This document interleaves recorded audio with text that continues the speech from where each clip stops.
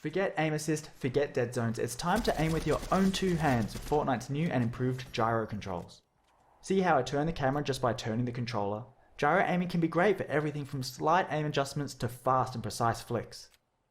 Whether you like to hold the controller upright, flat, or somewhere in between, you should find that Fortnite's new gyro controls give you a really natural command over the camera and over your weapon. I like the extra stability of having the controller flat in my lap, so let's move to an overhead view of the controller so you can see what I'm doing. From a small layer of extra control just when you need it, to something that can more drastically change how you look around the game world, Fortnite has a wide variety of new options here.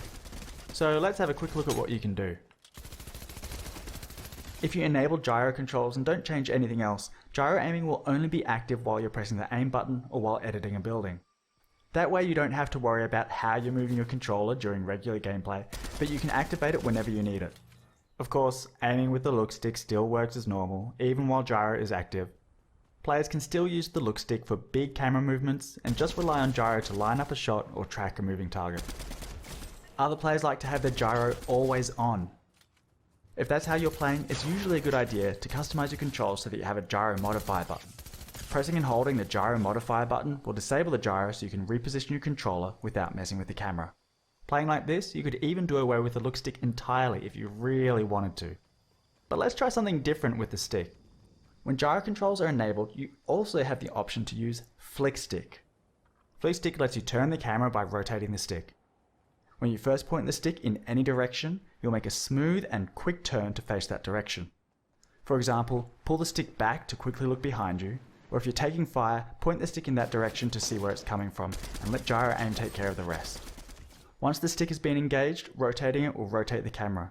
So between flicking and rotating the stick, this gives you fast and direct control over your bearing at all times. Now, because flick stick uses the whole range of the look stick just to turn the camera left and right, it gives you no way to look up and down. So flick stick requires that you have gyro controls enabled, and I strongly recommend flick stick players either have gyro aiming always on, or make it so that engaging the flick stick also activates gyro, so they can look up and down whenever they need to.